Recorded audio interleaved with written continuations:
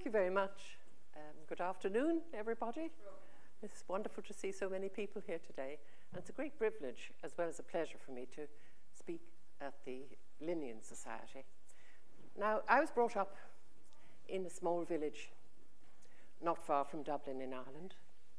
And I knew where all my food came from because I could see cows being milked.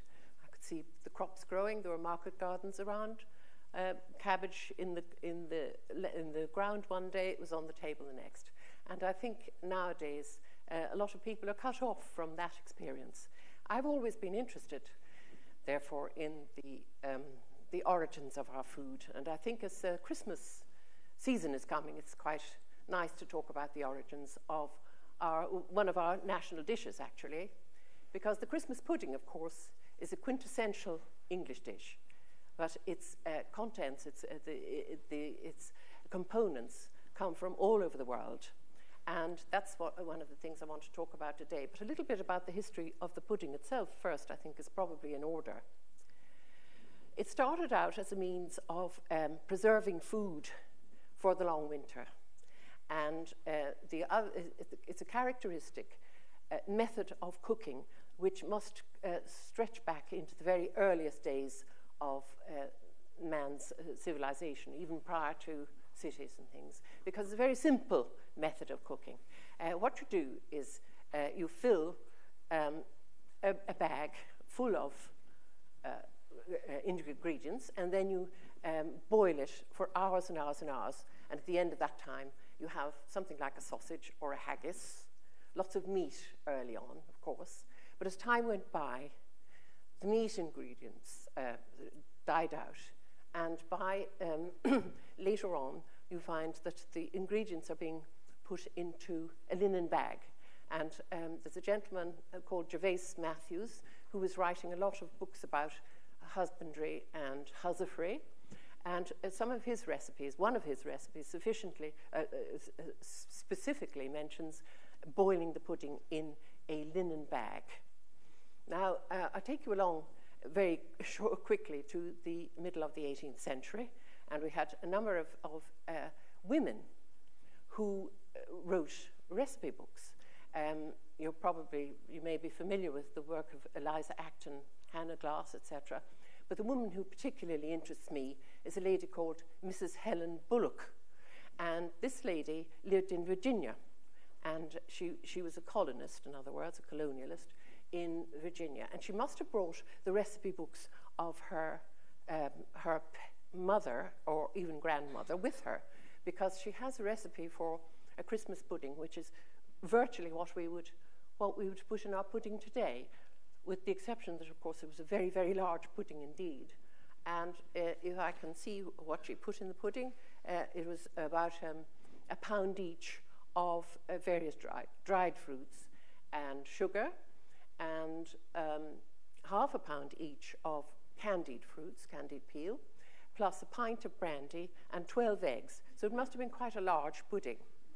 And that reminds me, I can't resist referring to this cartoon, which was published in 1804 by the famous cartoonist Gilray.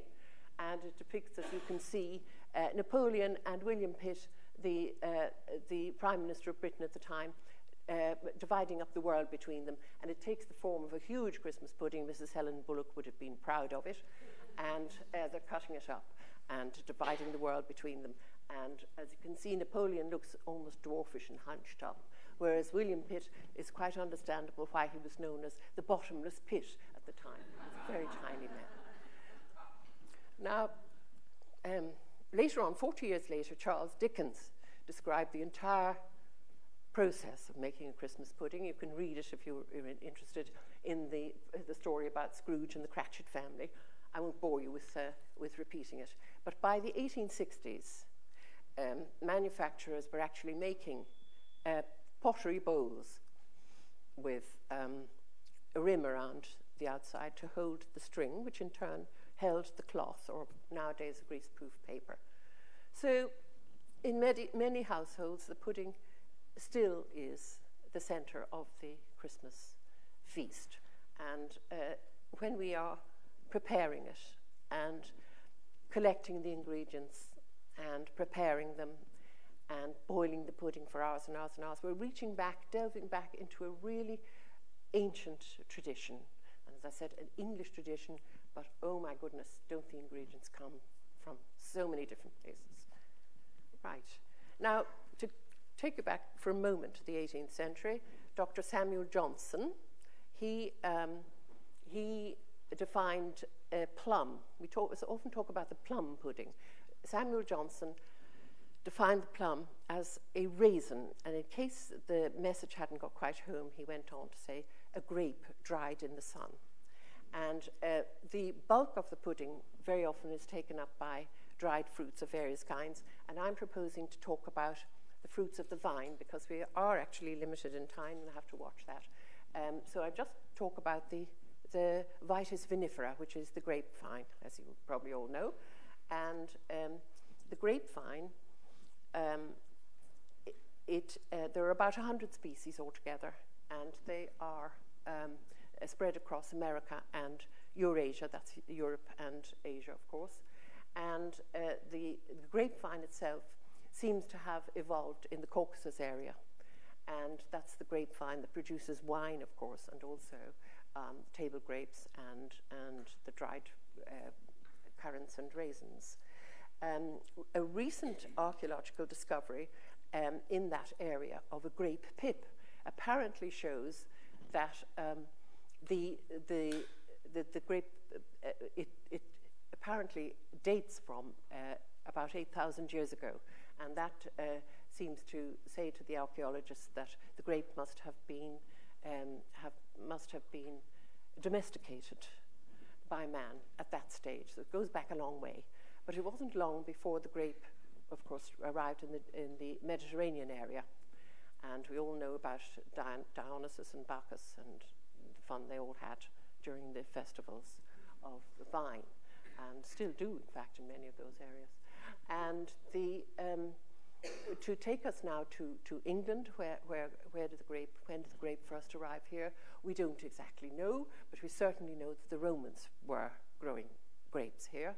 And that process, even after the invasions and when civilization more or less broke down over Europe, there were monasteries still in England, and it's believed that the grape was still, the wine was required for the ceremony of the Mass, and so grape cultivation probably continued.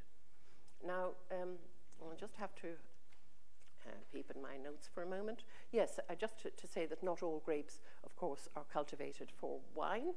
And the muscatel grape, a particularly juicy and aromatic variety, is used as a table grape, and the sweetest ones are then the most succulent raisins, known as sultanas, are usually dried muscatel grapes. Now, 1876, a grower in America called William Thompson bred a seedless grape, and he called it the Lady Coverley, and that is the variety from which all the seedless grapes that we know descend. The white Thompson, the Thompson seedless is well known, and also the California white muscat is another grape that's used for sultanas. And America, I mean, California has really taken over the cultivation of grapes for raisins by now. It's something like 95% of them come from there. Currants come from a small black grape, grown in, can you, oh, I'm doing it wrong. Small, but we all know what currants look like. They're small and black, and they come from a Greek island on the western coast of Greece, or off the western coast of Greece, and they were exported since classical times from Corinth. And the cooks of the medieval era, they always used French terms, of course. I mean, boudin, the word is French for pudding. It's, you know, boudin noir is a black pudding. So it's very similar to sausage. Currant. The word currant comes from Corinth, because they used to say raisin de Corinthe, and when they specified them for their. So they were widely used in the medieval period. just wanted to say, again, a little bit about grapes arriving in England. I think we might have, oh yes, we have a lovely picture here of table grapes. And it is recorded that Queen Eleanor of Provence, who was the wife of King Henry III, that was in the 1200s, that she had a grape vine growing in her garden. And there was a method for keeping these grapes fresh, so that you could serve them up at the table at Christmas time. And that was laying them in layers in very, very dry, clean sand, and then sealing the barrels. The sand was put into barrels, and the barrels were sealed, and that kept the grapes fresh until Christmas. And Queen Eleanor could wow her guests by producing fresh grapes at Christmas time. We think that the Venetians were the first to bring dried grapes to this country, and from the Mediterranean area. They began to arrive in England, I'm told, as early as the 11th century, but I think they must have been very rare occasions. In 1410, however, a vessel put in at Andalusia and picked up a cargo of probably dried Malaga grapes, in fact, and dispatched its cargo in London. And there's a similar cargo recorded from Southampton in some 30 or 40 years later. And from that time on, the dried grapes became very common, currants and raisins, very common ingredients in dishes, in medieval dishes. And I'm talking about the dishes of the privilege, the rich and privileged, because of course they were the recipes which have come down to us. And so these are the recipes that we have. Brandy, another product of the vine, is essential for soaking the dry ingredients. Now, I'd like to take a look at some of the spices. And the spices always had a tremendous hold on the imagination of the peoples of Europe from very early stage. They came from unknown countries. Their origin was a total mystery. As we know, in fact, the spices had been traded in the Far East among the countries of China, Vietnam, Indonesia, India, for thousands of years probably before they actually filtered through to the Mediterranean area and thus to Britain, but into England. But it was during the classical period that many of them arrived at the Mediterranean area. And I'd like to talk first about the nutmeg we have here. Yes. Nutmeg, I think we all know what the nutmeg looks like. Yes, that's the nut. And we have a nice picture here, actually, of what it looks like when it's growing on or when it's just been picked. And you can see that it has quite a fleshy outer covering, which is often made into jam, very delicious jam, actually, from the outer covering. But inside, you have the nut. And on the outside of the nut is a red, lovely crimson, lacy covering. And that, of course, is the mace, which we can see here. And if you're talking about a blade of mace for your recipe, that's what it looks like. And it rapidly loses its red colouring as soon as it's picked. And there's also, you see that lovely shiny mahogany-like sheen on it's actually that in itself. Can you hear? It's inside its own covering, a little shell, and that shell has to come off before the nutmeg is released on the market. And one way, the way in which the quality of the nutmegs, the way is judged is by dropping them into vats of water, and the heavy ones fall to the ground, fall down to the bottom, and they're the good quality ones. But one a bit like this, I think it's a bit too loose inside. We won't. That's not a top grade nutmeg. That hard covering is ground up, and in Grenada, where the nutmeg grows, a lot of the nutmegs grow, it's often used for as a sort of mulch or on one's paths. Unfortunately, it tends to form tiny little cups, and the mosquitoes love breeding in them, so it does have a downside. Now, the Caribbean island of Grenada, I've mentioned it already. It's a green volcanic island with a mild climate, which is perfect environment for the nutmegs, and its nutmeg production forms a large part, if not as much as 90% of the GDP of Grenada. And I could go on for a long time about Grenada, but I just want to say that Grenada was not its first home, that it came to Grenada during the 18th century. The nutmegs originated in somewhere off the coast of Indonesia, a long way off the coast of Indonesia, a very isolated little group of islands called the Banda Islands, and the nutmeg used to grow in Roon, which is one of those islands. And it was traded, of course, since classical times with the Mediterranean area, but once the Portuguese had rounded the Cape of Africa, they discovered where the nutmegs came from. And then the Dutch East India came, and they had fought vicious wars with the Portuguese because it was such an expensive commodity and so sought after. And then the British came along, and then there was another vicious war, and massacres took place. And unfortunately, the local people really suffered most of all, because most of them were massacred anyway, which is rather a sad story. But it's lovely, and there is a story that a British trader who had lived in Roon and then was stationed in Grenada brought the nutmeg, or caused it to be brought to Grenada, that's where it came from, because he missed it in his rum punch. And Grenada, it's worth visiting Grenada for the rum punches alone. Now, cinnamon, I think, is the next one we want to talk about. Cinnamon, I just have a little piece of cinnamon here. Cinnamon has a warm, woody odor, and the minds of the ancients had distinctly erotic overtones, because you find that they, it's so many mentions of it in the Old Testament, and the Song of Songs, of course, bed of cinnamon and so on. So it was the odor that appealed to people, and of course they thought it was medicine as well. People in Europe in medieval times thought all the spices had medicinal properties, and indeed some of them do.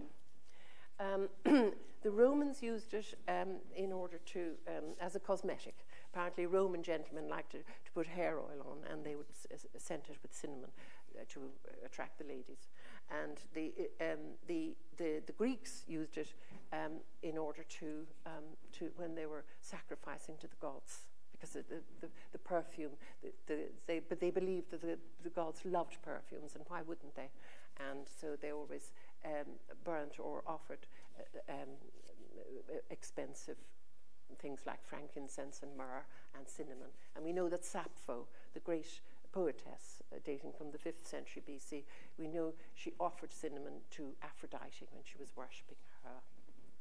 Now, the cultivation, you can see cinnamon is a tree. It comes from Sri Lanka, which the ancients, of course, didn't know. It comes from Sri Lanka still, and this is a picture of the blossom of but they're quite large trees. They're coppiced at an early stage, and the resulting shoots grow straight and tall, and so we have long shoots, sometimes as long as 2 or 3 feet, and the outer bark is removed, and it's the inner bark of the shoot, of the branches, the inner bark, which gives the spice. And when that's dried, taken off and dried, it curls in on itself, and that gives you the sort of the look that the quills have, that they have that curled up sort of look to them. You can see. And there's some of that on the table outside if you want a closer look. Finally, oh yes, there's another interesting spice which you might put on the pudding, and that is vanilla, which we have here. I've got what it looks like. I'm sure this is quite familiar to all of you. But there's a picture here of the vanilla flower, which is very important in its cultivation, and also of vanilla vines growing under, and you can see there's shading because it actually is a rainforest plant It is an orchid, and it is also a climbing orchid. So it's very unusual to have an orchid that actually climbs up into the trees. Usually they just land on the tree and live there all the time. Now the flower is quite important, but before we start, a little bit of history before I tell you about the pollination. Can you hear me, by the way? Not when you turn around and face the... Oh, I'm sorry, I won't do that again. I'll just point. Thank you very much. Yes, vanilla comes from Mexico, and apparently it was one of the flavors of the Montezuma's chocolate drink, and so it was very highly prized. And when the French had a very short-lived empire in Mexico, and during that time they decided to move the vanilla, to grow vanilla in some of their possessions in the Indian Ocean, like Madagascar, as a cash crop. And they had a little problem there because in Mexico there is a bee, which is called a melipona bee, quite a large bee, and that is what the vanilla needs in order to be pollinated. So they weren't getting any fruit, and of course the vanilla spice comes from the fruit of the vanilla. That is the seed case, or pod, or bean, or capsule. Capsule, I think the botanists call it. And so they had to go to all sorts of trouble in order to find out that actually they're really going to have to pollinate it by hand. And they still pollinate it by hand, and that's one reason why it is so labor-intensive and therefore so expensive. It's a pound for pound, weight for weight, it's one of the most expensive of all the spices. Right, now perhaps we could move on now to talk about talk about a very interesting class of plants, which is the citrus class. And in the pudding we have got candied peel, as Mrs. Helen Bullock she put half a pound of each type of candied peel in her pudding, but we would be perhaps a little bit more restrained. And so the candied peel and also the zest and juice of the pudding, that is the zest and juice of the citrus fruits. They cut across the richness of the pudding. They give a sort of lightness to it. Right. Now, citrus has been, for many centuries, has been something that taxonomists have found very, very difficult to cope with. It's a very extraordinary taxon, if you could call it, because it has tremendous variety. Very often it breeds true, and then it's, it should be a hybrid and it doesn't breed true. And there are so many different varieties that for centuries, literally, people worried about it. In fact, the first botanist to, not so called, but he really is the father of taxonomy, to describe the citron was Theophrastus, the Greek scholar who was one of Aristotle's pupils. And Aristotle had another famous pupil, and he was Alexander the Great. And Alexander the Great, went galumphing off through the whole of the Middle East and conquered countries right, left, and center all around. And some of his soldiers brought back some of the wonderful things that they had found on their travels.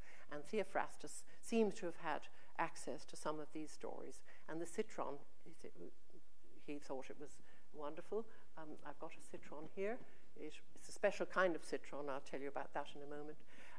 The citron was described by Theophrastus, and he didn't think of it as a food at all. He thought it was the best use was because it was so aromatic that it was good for putting in your clothes chests in order to keep the moths away. We go through time. I'll tell you about this citron before I pass on. You can see it's quite an unusual shape, and it's got a very knobbly sort of surface. And it was lent to me by a very kind friend. They're not easy to come by because it is a special variety of citron called an etrog, and it is used by the Jews in their ceremony of Sukkot, and it's a very important plant to them.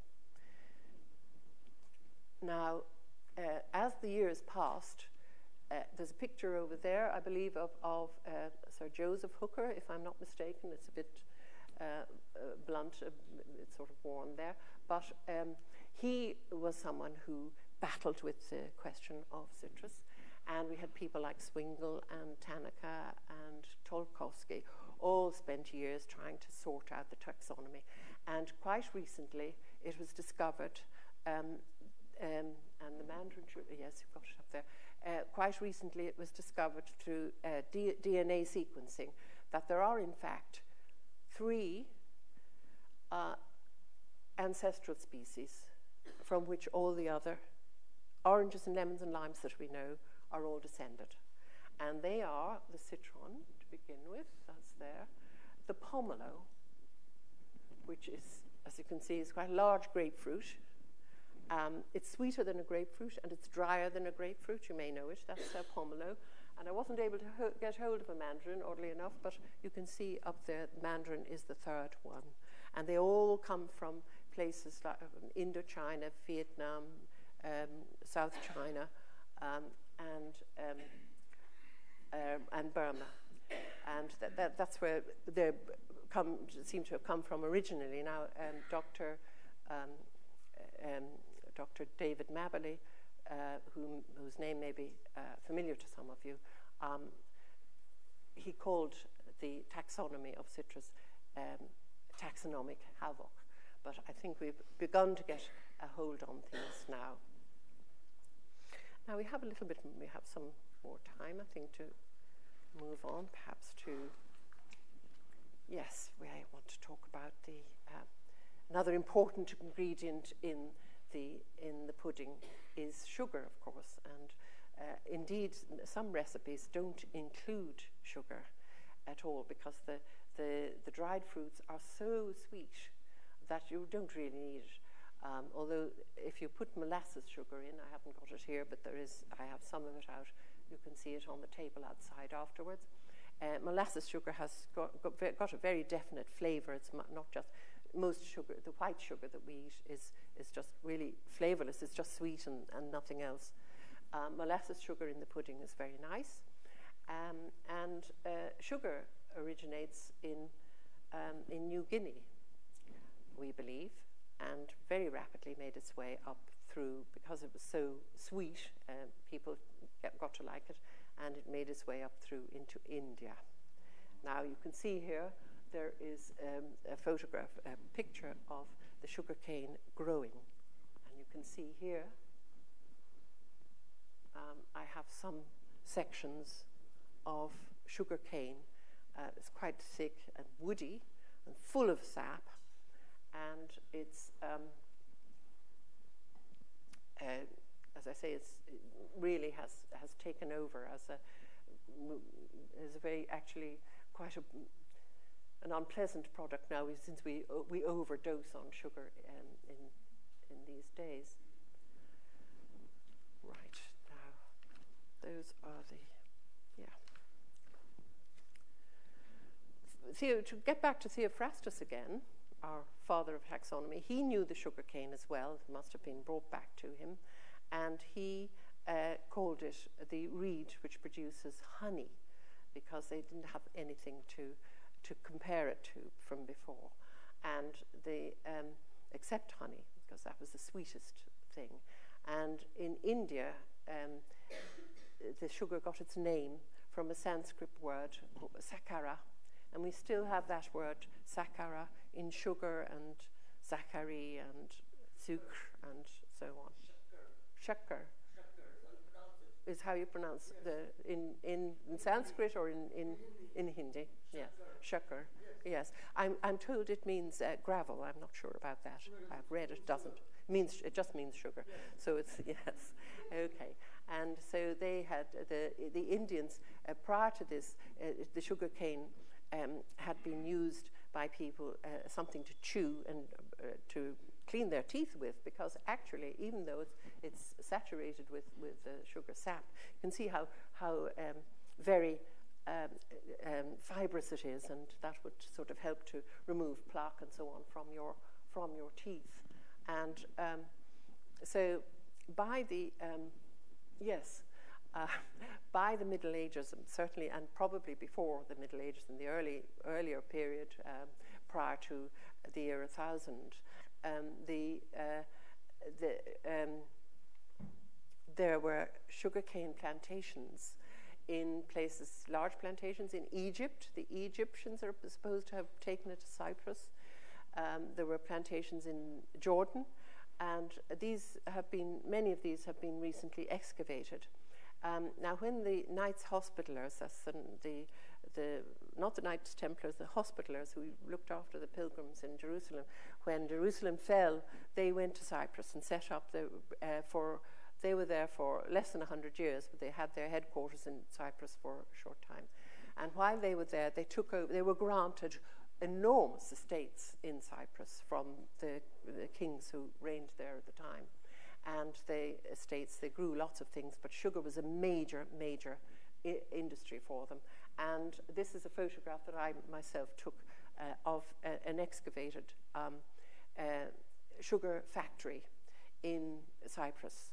And you can see from looking that it's got holes in the ground for the sugar vats, for the sugar to be boiled in, and horrible work. In fact, it is recorded that the local Cypriot peasants would refuse to work, and so the owners, the knights, and also the Venetian families who also owned large sugar estates there, they actually brought in black slaves from Africa to work. So that was something that went right back in sugar production, even in the Mediterranean area. Now, this you can't see in this photograph, but actually this factory was water powered, and there remains a large the remains of a big aqueduct to take the water from the Guri River, which no longer exists, but there was lots of water in Cyprus at that time, and that water powered came down.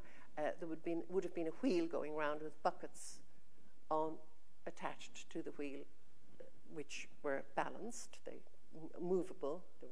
And so as the water came down, it turned the wheel, each bucket filling up, and then the wheel would go around further, and so on. And by a series of axles and gadgets, cogs, yes, and gears, that was the word I was looking for. Eventually the great millstones were turned, which they used also for crushing olives.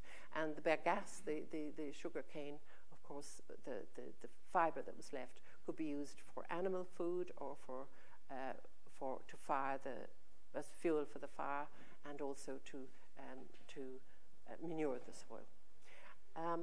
So perhaps I should move on just to come back to our cartoon from the beginning.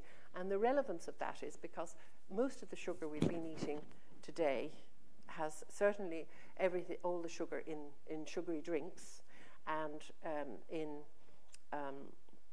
probably a lot of prepared foods, cakes and so on, comes from sugar beet. And I don't have a picture of sugar beet, I'm afraid, and I don't have a sugar beet, but it comes in packets like that, and you can actually buy it if you really wish to. But the reason why we have sugar beet is due to Napoleon, because when Napoleon was emperor, and he was, of course, at loggerheads with the British Navy imposed a blockade on the ports of France, and so they could no longer import their lovely sugar from the Caribbean. And don't forget that the Empress Josephine herself was brought up in the Caribbean, in an island next to St. Lucia, and her Malmaison was the name of one of their estates. So she was sort of involved in sugar as well. But Napoleon, he knew that he had to provide sugar, because he would have been very, very unpopular if he'd hadn't looked at it. And he knew that a process for making sugar from beet had been developed in Germany about 100 years earlier, or maybe not quite 100 years, by a man called Margraf, a German. And so he caused huge plantations of beet sugar to be put in, grown throughout his dominions, which at that time included the whole of Europe. And so there we are. We have Napoleon giving us sugar beet, which actually came in very useful, in fact, during the war as well, the last war. That's the last World War. I've only scratched the surface of the various ingredients that you could possibly put into the pudding, but I think I chose the ones that are perhaps the most usual that are included. You've been very patient in listening to my talk, and I just have a few words to say on the subject of the little booklet, which many of you have been very kind enough to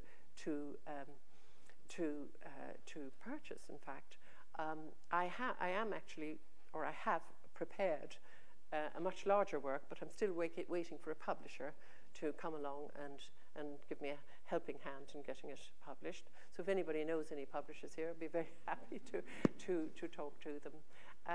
I've very much enjoyed talking to you. I'm very glad that you came. And if you've got any questions to ask, I'll do my very best to answer them if I can. So, see you.